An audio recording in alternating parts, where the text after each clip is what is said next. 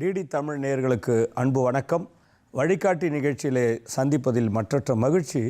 நாம் ஒவ்வொரு புதன்கிழமை காலை 10:05 மணிக்கு இந்த தலைப்பில் பல்வேறு தலைப்புகளிலே பேசியிருக்கின்றோம்.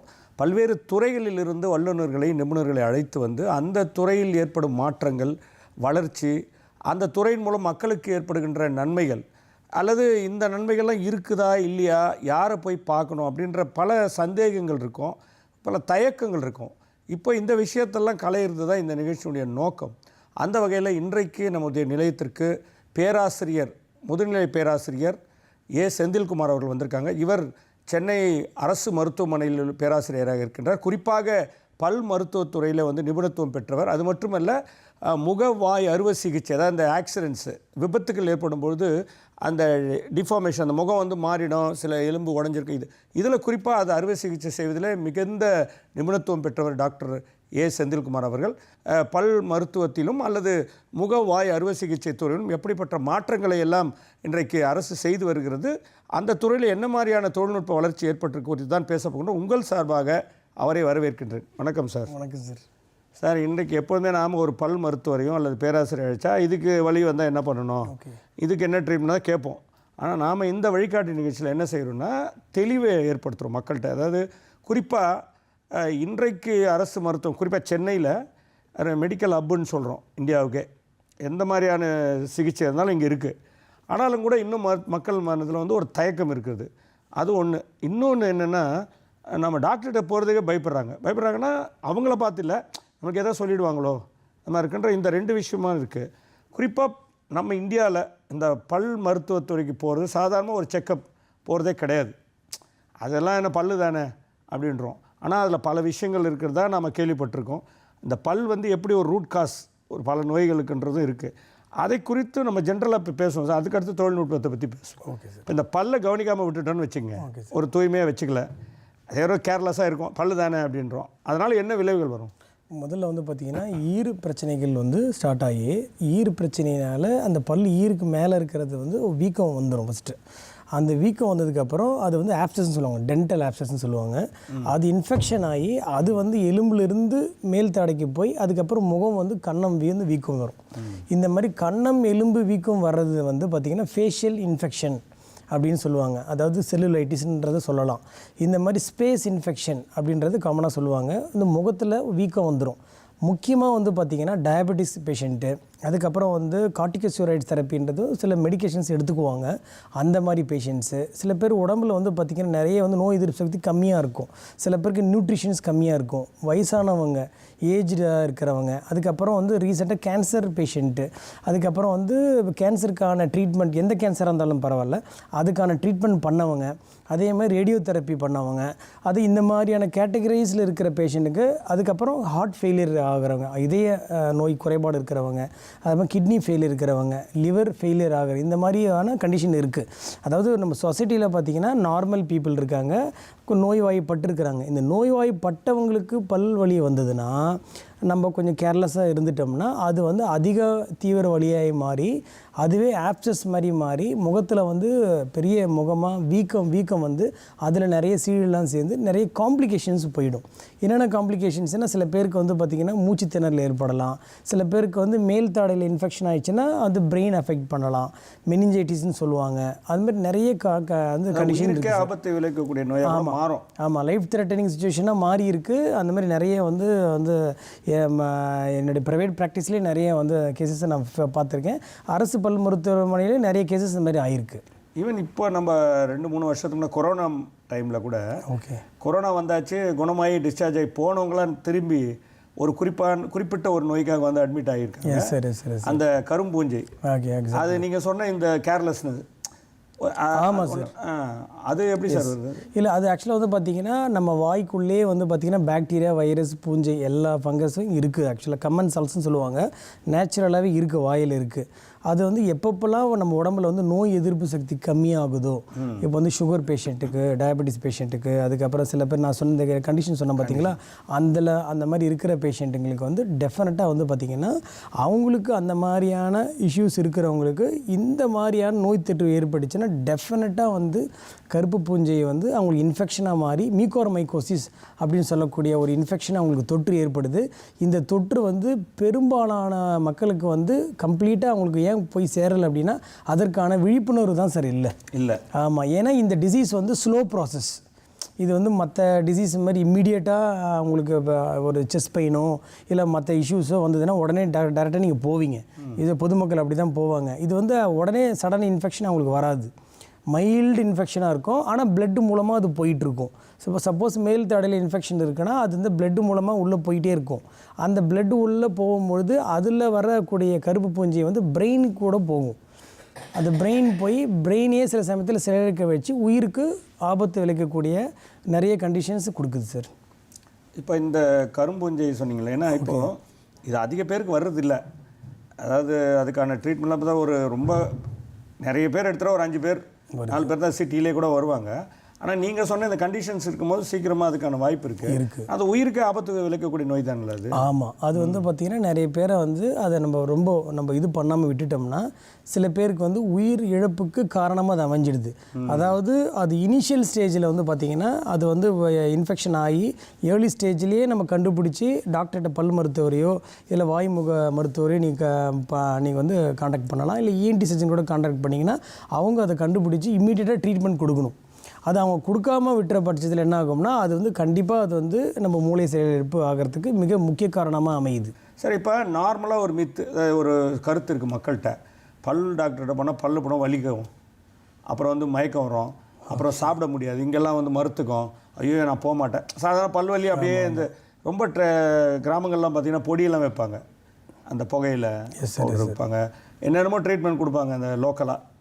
அது இன்னும் கொஞ்சம் ப்ராப்ளத்தை இது வரும். அது என்ன எதுக்காக வலிக்குது நம்ம அப்புறம் நம்ம உப்பு வச்சு இது பண்ணுவாங்க. இந்த வலி உணர்ந்தே நிறைய பேர் டாக்டர்கிட்ட வர்றதில்லை. இன்னொன்று விழிப்புணர்வு இல்லை. இப்போ இந்த துறையில் கடந்த ஒரு 10 ஆண்டுகளில் இந்த வலி குறைத்து ட்ரீட்மெண்ட் கொடுத்து எந்த மாதிரி டெக்னாலஜி வந்திருக்கு? ஓகே, அட்வான்ஸ் டெக்னாலஜி நிறைய வந்திருக்கு. அதாவது பார்த்திங்கன்னா இன்ஜெக்ஷன் போடுறதே வந்து வலி இல்லாமல் இன்ஜெக்ஷன் போடக்கூடிய நிறைய டெக்னிக்ஸ் வந்திருக்கு சார். அப்போ அந்த டெக்னிக்கில் வந்து பார்த்திங்கன்னா இது வந்து ஆக்சுவலாக இப்போ இது வந்து பெரும்பாலும் மேற்கத்திய நாட்டில் தான் இந்த மாதிரி பண்ணிகிட்டு வந்தாங்க. இப்போ வந்து அப்போ கடந்த 10 வருஷத்தில் வந்து அந்த அட்வான்டேஜ் எல்லாமே வந்து கவர்மெண்ட் இன்ஸ்டியூஷன்லேயும் சரி ப்ரைவேட் இன்ஸ்டியூஷன்லேயும் நிறைய இடத்துல இது ப்ராக்டிஸ் பண்ணிகிட்ருக்காங்க. என்ன பண்ணுறாங்கன்னா ஆக்சுவலாக வந்து அந்த வலி இல்லாமல் இருக்கிறதுக்காக ஒரு டெக்னிக் இருக்குது, அதுக்கான மெஷின்ஸ் எல்லாம் இருக்குது நிறைய. ஸோ அது வந்து ஒரு சின்ன கருவி மாதிரி இருக்கும். அதில் வந்து அந்த நீடில் வந்து ரொம்ப ஃபைனாக இருக்கும். அதை வந்து நம்ம இப்போ அந்த பற்களில் அந்த மேலே ஈரில் செலுத்தும் போது அவங்களுக்கு வலியே இருக்காது, வலியே தெரியாது. எறும்பு ஆமாம், அதை விட அவங்களுக்கு கம்மியாக இருக்கும், அவங்களுக்கு அந்த ஃபீலிங்கே இருக்காது. அதில் இப்போ வந்து இன்ஜெக்ட் பண்ணுற அளவுக்கு டெக்னிக் வந்துருச்சு. இனிமேல் பயப்பட வேண்டிய அவசியமே இருக்காது. பயப்பட வேண்டியதில்லை. இப்போ இது வந்து அரசு மருத்துவமனைகள் இருக்குங்களா இந்த வருஷம்? ஆமாம், அரசு மருத்துவமனைகள் ஸ்பெஷலிஸ்ட் சில பேஷண்ட்ஸுக்கு நாங்கள் பண்ணுறோம். அப்ளை பண்ண ரிசர்ச் நிறைய நடக்குது சார். இதுதான் நான் வந்து சொல்ல விரும்புகிறேன். அதாவது நிறைய வந்து ஆராய்ச்சி வந்து இந்த மாதிரி வலியை வந்து கம்மி பண்ணுறதுக்கு எப்படிலாம் பண்ணலான்னு சொல்லிட்டு அரசு மருத்துவமனை நிறைய பண்ணிட்டு இருக்காங்க சார். அப்போ அது நீங்களே தான் கூட தனியார்லேயும் ஏன்னா உங்களை கன்சல்ட் பண்ணுறாங்க. ஏன்னா கேசஸ் வந்து அரசு மருத்துவமனை தான் காம்ப்ளிகேஷன்ஸ் ரொம்ப உள்ள பேஷண்ட்ஸ் வருவாங்க, ஏன்னா கிராமங்கள்லேருந்து வராங்க. அந்த மாதிரி ஒரு கேசஸ்லாம் தனியார் மருத்துவமனையில் பார்க்க முடியாது. அப்போ அங்கே போகும்பொழுது வந்து உங்களுடைய அந்த ஆலோசனை இருக்கும்ல? டெஃபினெட்லி, அனுபவம். அதாவது பார்த்திங்கன்னா இது 20 வருஷம் வந்து என்னுடைய ப்ரைவேட் ப்ராக்டிஸ் பண்ணியிருக்கோம். அது இல்லாமல் இந்த அனுபவத்தினால வந்து நம்ம கவர்மெண்ட்லேயும் சரி இல்லை ப்ரைவேட் செக்டர்லேயும் அவங்களுக்கு நல்ல ஒரு நிலையை வந்து கொடுக்கலாம். சிகிச்சை வந்து பார்த்திங்கன்னா அவங்களுக்கு வலி இல்லாமல் கொடுக்கறது தான் இப்போ லேட்டஸ்ட் கான்செப்டே. Painless treatment, painless dental extraction. Painless treatment, priceless ட்ரீட்மெண்ட்டா? இல்லை, அரசு மருத்துவமனையில் வந்து நிறைய பேர் இது சரியாக இருக்குது, கவர்மெண்ட்லலாம் அந்த அளவுக்கு பண்ண மாட்டேன்றாங்களா, அப்படி ஒரு கருத்து இருக்குல்ல? ஆமாம் சார். அவங்களுக்கு என்ன சொல்ல வரீங்க? இல்லை, அது ஆக்சுவலாக அது அந்த காலம் சார். அது ஆமாம். இப்போ இந்த காலத்தில் வந்து பார்த்திங்கன்னா அரசு மருத்துவமனையே உங்களுக்கு வந்து நல்ல ப்ரைவேட் ஹாஸ்பிட்டலுக்கு ஈக்குவலாக நல்ல எல்லாமே அது பண்ணுறாங்க. நீங்கள் வந்து வேணால் பாருங்கள், எல்லாமே நீட்டாக ப்ரொசீஜர் எல்லாமே நீட்டாக நடக்கும், ஒரு இஷ்யூஸும் கிடையாது, அவங்களுக்கு ஈக்குவலாக பண்ணுறாங்க. சரி, இப்போ பொதுவாக சொன்னீங்க டெக்னாலஜி வளர்ந்துருக்குன்னு. என்ன மாதிரியான வளர்ச்சி அது என்ன மாதிரி மிஷின்ஸ்லாம் வந்திருக்கு இப்போது நம்ம அந்த துறையில்? அதாவது பார்த்திங்கன்னா நம்ம சாதாரண பல் எடுக்கிறதுலேருந்து பார்த்திங்கன்னா அந்த பல் வலியை கம்மி பண்ணி எடுக்கக்கூடிய ஒரு மிஷின் நான் சொன்னேன் பார்த்தீங்களா, அந்த மிஷின்லேருந்து ஆரம்பித்து அதே மாதிரி வந்து பார்த்திங்கன்னா இப்போ நிறைய வந்து விஸ்டம் டூத் ரிமூவல்னு சொல்லுவாங்க. கடைசி வந்து ஞானப்பல் வந்து எடுக்கிறது கூட அதில் நிறைய ரிசர்ச் வந்து அரசு பல் மருத்துவமனையில் பண்ணிகிட்டு இருக்காங்க. இப்போ நாங்களே கூட இந்த வருஷம் பண்ணிகிட்டு இருக்கோம். அதை என்னுடைய போஸ்ட் கிராஜுவேட் பண்ணியிருக்காங்க. ஸோ இதில் வந்து என்னென்னு பார்த்தீங்கன்னா மேக்ஸிமம் வந்து வலி இருக்கக்கூடாது. பேஷண்ட்டுக்கு வந்து யூஸ்வலாக கடைசி பல் எடுத்ததுக்கப்புறம் முகம் வந்து வீங்கிடும், ஒரு 4-5 நாள் வீக்கம் இருக்கும். இப்போ நியூ டெக்னாலஜி என்ன பண்ணியிருக்காங்க, நியூ ரிசர்ச் நாங்கள் கண்டுபிடிச்சி அது பப்ளிகேஷன் வேறு பண்ண போகிறோம். அதில் வந்து பார்த்திங்கன்னா அது வந்து நம்ம சர்ஜரி பண்ணதுக்கப்புறம் ஒரு இன்ஜெக்ஷன் ஒன்று போடுவாங்க. டெக்ஸாமெத்தாசோன் இன்ஜெக்ஷன் வந்து தாடையினுடைய உள்பகுதியில் டாக்டர் நாங்கள் செலுத்தினதுக்கப்புறம் 3 நாள் அவங்களுக்கு வந்து அந்த வீக்கம் வராமல் இருக்குது.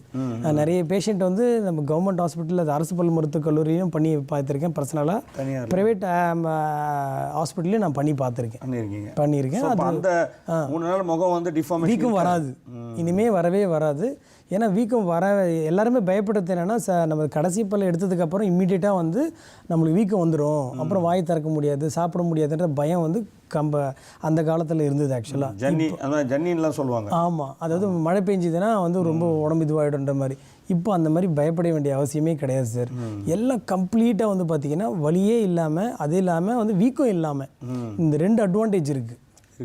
இப்போ இந்த ரோபோட்டிக்ஸ்ன்னு சொல்கிறாங்கல்ல சார், இப்போ கேன்சர் பேஷண்ட்ஸ்க்குலாம் ரொம்ப மைன்யூட்டான அந்த என்ன சொல் கட்டிகளை அகற்றுவதற்கு வந்து ரொம்ப ப்ரெசிஷன் நம்ம கையில் பண்ணால் கூட அந்த பேஷண்ட்டுக்கு அது ரொம்ப மைன்யூட் அது கிட்டத்தட்ட ஒரு மைக்ரோ மில்லிமீட்டர் லெவலில் பண்ணுறது நம்முடைய அரசாங்கத்தில் இருக்குது. அது பல் மருத்துவத்துறையில் வந்திருக்கு. அதாவது பார்த்திங்கன்னா இப்போ வந்து வாய் முக அறுவை சிகிச்சை துறையில் வந்து நிறைய ரொபாட்டிக்ஸ் வந்து ஃபாரினில் இருக்குது. இப்போ தான் வந்து அதுக்கான ப்ராசஸ் வந்து கவர்மெண்ட்டில் பண்ணிகிட்டு இருக்காங்க. ப்ரைவேட் இன்ஸ்டியூஷன் ஆல்ரெடி வந்துருச்சு. ஸோ அதனால் கூடிய சீக்கிரத்தில் அது வந்துடும் சார். ஓகே, அது வந்தால் என்ன அட்வான்டேஜ்? வந்து ப்ரிசிஷனாக நீங்கள் பண்ணலாம். ப்ரிசிஷன்னா நீங்கள் வந்து ஒரு கட் போடுறீங்க, அதை ஒரு ஒரு ஒரு அறுவை சிகிச்சை ஸ்டார்ட் பண்ணுறீங்க அப்படின்னா அது ப்ரிசிஷனாக பண்ணலாம். அது இல்லாமல் வந்து பார்த்திங்கன்னா யூஸ்வலாகவே வந்து நம்ம பேஷண்ட் கூட இருக்கும்பொழுது நிறைய பிளட் இருக்கும் நம்மளுக்கு. பேஷண்ட் முன்னாடி சப்போஸ் பிளட்டு ஓப்பன் ஆகிடுச்சுன்னா அந்த இதெல்லாம் இருக்கும். அது வந்து நீங்கள் வந்து கொஞ்சம் தள்ளி தான் ஆப்ரேட் பண்ணுவார் சர்ஜன். ஸோ அதனால் accuracy will be more. So உங்களுக்கு வந்து human error can be minimised. ரெண்டாவது நேரம் சீக்கிரம் பண்ணிடலாம். காம்ப்ளிகேட்டட் ஏரியான்னு இருக்கும். அதாவது பார்த்திங்கன்னா முக்கியமான கழுத்து பகுதியில் வாய் கேன்சர் ஆப்ரேஷன் பண்ணும்பொழுது கழுத்து பகுதியில் வந்து டாக்டர் ஓப்பன் பண்ணி அந்த கேன்சர் வந்து கழுத்து பகுதிக்கு ஸ்ப்ரெட் ஆகிருக்கும். ஸோ அந்த ஸ்ப்ரெட் ஆன இடத்த வந்து அவர் கம்ப்ளீட்டாக எடுக்கும் பொழுது அதில் வந்து மகாதமனிலாம் வரும். மகாதமனின்னா வந்து பிரான்ச்சஸ்லாம் வரும். கரோட்டிட் ஆர்டரின்னு சொல்லுவாங்க இங்கிலீஷில். அதாவது மகாதமனின்னு நம்ம சொல்லிக்கலாம், தமிழில் பெருந்தமனின்னு சொல்லிக்கலாம். ஸோ அது வந்து உங்களுக்கு அது பக்கத்துலேயே டியூமர் போகும்பொழுது அது ரொம்ப ப்ரிசிஷனாக நம்ம வந்து யூஸ்வலாகவே நம்ம வந்து பண்ணுறதை விட ரொபாட்டிக் சர்ஜரியில் பண்ணோம்னா தேர் ஹேவ் மோர் அட்வான்டேஜ். அதை பக்கத்தில் படாமல் அடுத்த தமிழில் படாமல் அதை மாத்திரம் அந்த கட்டி மட்டும் எடுத்துட்டு அந்த ஸ்ட்ரக்சரை டேமேஜ் பண்ணாமல் பண்ணிடலாம் சார். சார், இப்போ நான் நினைக்கிறேன் அரசு மருத்துவமனையில் தான் இந்த கழுத்துக்கு பின்னால், அதாவது தலைக்கு நம்ம நேரடியாக ட்ரீச் பண்ண முடியாது, ஆனால் பிரெயினுக்கு கீழே இருக்குது. அப்படிப்பட்ட சிகிச்சைலாம் பண்ண தான் நம்ம கேள்விப்பட்டிருக்கோம். உங்கள் துறையில் தான் அதை 2 ஓப்பன் பண்ணி சரி சமமாக முகத்தையே பிரித்து உள்ளே போய் சர்ஜரி பண்ணுற அளவுக்கு இன்றைக்கி தொழில்நுட்ப வளர்ச்சி இருக்குது. அதாவது எப்படின்னா இன்அக்சசபிள் ஏரியாஸ், அதாவது இங்கிலீஷில் சொல்லுவாங்க. தமிழில் வந்து சில கட்டிங்கள் வந்து நம்ம கரெக்டாக போய் அதை ஆப்ரேட் பண்ண முடியாது. ஏன்னா அது வந்து இப்போ நீங்கள் சொன்ன மாதிரி இது வந்து தாடை இருக்குது, அது வந்து பின்னாடி இருக்கும். அதாவது தாடையோடைய பேக் சைடில் இருக்கும். தாடைக்கு முன்னாடி தாடைக்கு உள்ளே இருந்துச்சுன்னா வாய் வழியாக போய் ஆப்ரேஷன் பண்ணி நாங்கள் எடுத்துருவோம். பட் தாடைக்கு பின்னாடி தொண்டை பகுதியில் ஒரு கட்டி இருக்குன்னு வச்சுங்களேன், அதை எப்படி ரீச் பண்ணுவாங்கன்னா இஎன்டி டாக்டர் வந்து அவங்களால ரீச் பண்ண முடியாது. ஸோ அதேமாதிரி வேஸ்குலர் சர்ஜன்ஸ் இருப்பாங்க, அவங்களும் வந்து நம்ம கீழ்த்தாடை கீழே வந்து கட்டி மாதிரி இருந்துச்சுன்னா அந்த கட்டியை வந்து ரீச் பண்ண முடியாது. அதுக்கு வந்து வாய்முக அறுவை சிகிச்சை எங்களை கூப்பிடுவாங்க. அதான் உங்களை மாதிரி நிபுணர்கள். ஆமாம், கூப்பிடும்பொழுது நாங்கள் வந்து தாடையை கட் பண்ணி ஓப்பன் பண்ணி ஓப்பன் பண்ணுவீங்க. ஆமாம் சார், அதுக்கான வழி ஏற்படுத்தி கொடுத்துருவோம். ஸோ அவங்க ஈஸியாக போய் அந்த கட்டியை ஃபுல்லாக எடுத்துருவாங்க. அப்போ திருப்பி எப்படி அதை நாங்கள் தான் வாய்முக அறுவை சிகிச்சை நிபுணராச்சு, திருப்பி ஸ்டிச் பண்ணுவோம். ஸோ அதை அப்படியே திருப்பி நார்மல் பொசிஷன் கொண்டு வந்துடுவோம். எங்களுக்கு வந்து அறுவை சிகிச்சைக்கு முன்னாடி என்ன பொசிஷன்றது தெரியும். அந்த பொசிஷன் பண்ணதுக்கப்புறம் அதுக்கப்புறம் நாங்கள் ஓப்பன் பண்ணி அந்த தாடையை ஓப்பன் பண்ணி அறுவை சிகிச்சை பண்ணி திருப்பி தாடையை வந்து அந்த பற்களையும் ஒரே சீரமாக வைக்க முடியும். அது கரெக்டாக வந்து உட்காந்துரும் அந்த. ஆமாம், ஏன் வைக்க முடியும்னா அது வந்து பல் மருத்துவம், நாங்கள் பேசிக்காக பல் மருத்துவர் தானே. ஸோ பற்களினுடைய அமைப்பு வந்து எங்களுக்கு நல்லாவே தெரியும். ஸோ அந்த அமைப்பை ப்ராப்பராக இருக்கிறத வச்சு அந்த போன் அலைன்மெண்ட் பண்ணிவிடுவோம். அது போய் அங்கே உட்காரோம் கரெக்டாக உட்காந்து சீட்டிங் ஸ்ப்ராக்கெட்ஸ் மாதிரி இல்லை நம்ம மிஷினரியில் இருக்கோம். Yes sir. ஆனால் அதுக்கப்புறம் பிளாஸ்டிக் சர்ஜரி பண்ணணுமோ இல்லை? அது மேலே இருக்கிற அந்த அந்த தோலையும் இதுவும் நாங்கள் ப்ராப்பராக சேர்த்துருவோம் சார். அது சேர்ந்துடும். ஆமாம், வாய்முக அறுவை சிகிச்சைன்றது வந்து பிளாஸ்டிக் சர்ஜரியும் சேர்த்து தான் படிக்கிறாங்க. Okay okay. அந்த வடுக்கல் எப்படி இருக்கும் உங்களுக்கு? வடுக்கல் வந்து ரொம்ப மினிமலாக தான் இருக்கும். ஓகே. ஏன்னா அந்த வடுக்கல் இல்லாத இடத்துல தான் நாங்கள் அந்த மேலே அந்த தோலுக்கு மேலே போடுற இது போடுவாங்க, அறுவை சிகிச்சையே பண்ணுவாங்க சார். சார், இப்போ நார்மலாக பார்த்தா தினந்தோறும் வந்து ஆக்சிடென்ட்ஸ், விபத்துக்கள் அதிகமாக இருக்குது. குறிப்பாக வந்து யங்ஸ்டர்ஸ் வந்து நிறைய பைக்கில் ஸ்பீடாக போகிறது, அப்புறம் வீலிங் பண்ணுறது, இந்த மாதிரி இப்போ சில வித்தைகள் பண்ணும்பொழுதும் வேகமாக வேகத்தடையெல்லாம் பார்க்காம போயிட்டோம், அல்லது எதிர்க்க வர வேண்டி மோதி ரொம்ப அதாவது சொல்ல முடியாத அளவுக்கு வந்து டிஸ்ஃபிகர்டுன்னு சொல்லுவாங்க, அந்த மாதிரி கேசஸ்லாம் வரும் முகத்தில். அது எப்படி, அதுக்கான வசதிகள் இப்போ எப்படி இருக்குது? அது வந்து வசதிகள் பார்த்தா நிறைய ரிசர்ச் நாங்கள் வந்து பண்ணிகிட்ருக்கோம் சார். முக்கியமாக வந்து பார்த்திங்கன்னா வந்து நான் வந்து அப்போ அடுத்த ரிசர்ச்சே ஒன்று பண்ண போகிறேன். எங்களுடைய அரசு பல் மருத்துவக் கல்லூரியில் வாய்முக அறுவை சிகிச்சை துறையில் எங்களுடைய ப்ரொஃபஸர்ஸ்லாம் இருக்காங்க. Doctor Prasad sir, doctor Balaji sir, doctor Arunkumar சார்லாம் இருக்காங்க. ஸோ இவங்கக்கிட்ட நாங்கள் ஆல்ரெடி டிஸ்கஷன் பண்ணி வாய்முகத்தில் வந்து கண் வந்து மிக முக்கியமான உறுப்பு சார். ஸோ கண் வந்து அடிபட்டு அந்த எலும்பு எல்லாமே டேமேஜ் ஆகி அதனால் கண் பார்வையை இழக்கிறாங்க, நிறைய பேர் இழந்திருக்காங்க. அந்த நரம்புகள் வந்து ஆப்டிக் நர்வ் கட் ஆகிடும், அது வந்து டேமேஜ் ஆகிடும், இந்த எலும்பு வந்து அதை வந்து அழுத்திடும். ஆமாம், எனக்கு கீழே போய் விழும்பொழுது இவங்க போய் அடிபட்டு விழும்பொழுது ஒரு கார் லாரி மோதுது, இல்லை பைக் மோதுது. மோஸ்ட் ஆஃப் த யங்ஸ்டர்ஸ் வந்து நான் என்ன பதிவு பண்ண விரும்புகிறேன்னா ஹெல்மெட்டு போட மாட்றாங்க. அந்த மாதிரி ஹெல்மெட் போட்டவங்களே ரொம்ப அதிவேகமாக வராங்க. ஒரு 100 கிலோமீட்டர் ஸ்பீடில் வர்றதுனால அவங்களுக்கு என்ன நடக்குது அப்படின்னா வந்து ஆக்சிடென்ட் நடக்குது. அந்த இம்பேக்ட் அதிகமாக இருக்கிறதுனால இந்த மேல் தாடை பகுதி, கண்ணை சுற்றி இருக்கிற எலும்புகள் எல்லாமே வந்து அந்த கண்ணை வந்து அழுத்துது. அதனால் கண் உள்ளே இருக்கிற அந்த பார்வை நரம்பு வந்து அஃபெக்ட் ஆகுது, ஆப்டிக் நர்வ் வந்து அஃபெக்ட் ஆகுது. அது சுருங்கிறதுனால வந்து இப்போ நிறைய பேருக்கு அந்த பார்வை வந்து கம்மியாகுது.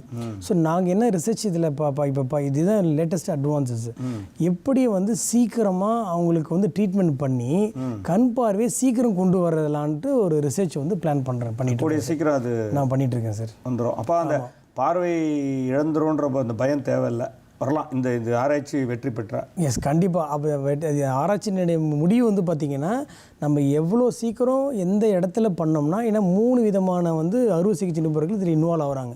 ஒன்று வந்து கண் அறுவை சிகிச்சை பண்ணுறவங்க, வாய்முக அறுவை சிகிச்சை நாங்கள் பண்ணுறவங்க, ஆக்குலோ பிளாஸ்டிக் சர்ஜன் சொல்லிட்டு கண்ணை சுற்றி இருக்கிற எலும்பை பற்றி படிப்பாங்க, அவங்களுடைய இது. அப்புறம் நியூரோ சர்ஜன், ஏன்னா கண்ணுடைய நரம்பு சம்மந்தன்றது வந்து மூளைக்கு அது போகிறதுனால நியூரோ சர்ஜன் இன்வால்வ் ஆகுறாங்க. அவங்களெல்லாம் சேர்த்து இது வந்து ஒரு ரிசர்ச் மாதிரி நாங்கள் பிளான் பண்ணுறோம். கூட்டு ஆராய்ச்சி தான் இது, கூட்டு ஆராய்ச்சி சார். இவங்க 4 பேரும் இருக்கணும். அதில் 4 பேருக்காக ஆல்ரெடி டாக்டர்ஸை நாங்கள் செலக்ட்லாம் பண்ணிட்டோம். ஸோ இப்போ இந்த ரிசர்ச்சினுடைய ரிசல்ட் வந்துச்சுன்னா, ஒருத்தருக்கு வந்து முகத்தாடை அடிபடும் பொழுது கண்ணும் பாதிப்பு ஆகிட்டுன்னா அந்த கண்ணை எந்த அளவுக்கு நம்ம சீக்கிரமாக அவங்களுக்கு காப்பாற்றலாம் அப்படின்றத நம்ம ரிசல்ட்டில் கொண்டு வர முடியும். ஆமாம். ஆனால் இப்போ இந்த திட்டமிடுதல் எப்படி பண்ணுறீங்க? திட்டமிடு எல்லா பேஷண்ட்டுக்கும் அந்த காலத்தில் வந்து பார்த்திங்கன்னா இந்த 10 வருஷத்துக்கு முன்னாடி, அதுக்கு முன்னாடி காலத்துலாம் வந்து அந்தளவுக்கு ஒரு ப்ரெசைஸான பிளானிங் கிடையாது. இப்போ வந்து பிளானிங் வந்து ரொம்ப ஹைடெக்காக ஆகிட்டு எல்லாமே கம்ப்யூட்டர் பேஸ்டாக பண்ணுறாங்க. இப்போ பேஷண்ட்டுக்கு சிடி ஸ்கேன் எடுப்பாங்க. அதாவது என்ன பண்ணுறாங்கன்னா, அடிப்பட்டதுக்கு அப்புறம் வந்து நார்மல் சைடு அடிப்பட்ட இடம் அந்த சிடி ஸ்கேன்லேயே இருக்கும். இப்போ சப்போஸ் ஒருத்தருக்கு வந்து பாதி முகம் வந்து உடஞ்சிச்சின்னு வச்சுங்களேன், இங்கேருந்து ஃபுல்லாகவே ஒரு கம்ப்ளீட் அழுத்தம் இருக்குது, நிறைய உடஞ்சிருக்குன்னா உடையாத பகுதி இருக்குல்ல சார், அந்த பகுதி சிடி ஸ்கேனில் இருக்கும். அந்த இமேஜை இந்த இமேஜோட அப்படியே மேட்ச் பண்ணி அதை மேட்ச் பண்ணி அது பேஸ் பிரகாரம் இதுக்கு இம்ப்ளான்ட் ரெடி பண்ணுவாங்க. இம்ப்ளான்ட்னா இப்போ எந்த அளவுக்கு உள்ளே போயிருக்கோ அதுக்காக உள்ளே வெளியே எடுத்துன்னு வரத்துக்கு அதுக்கான நிறைய மெத்தட்ஸ் வந்து நிறைய இதில் வந்து ஸ்லைட்ஸில் கார் மாதிரி தான் ஆமாம் சார்.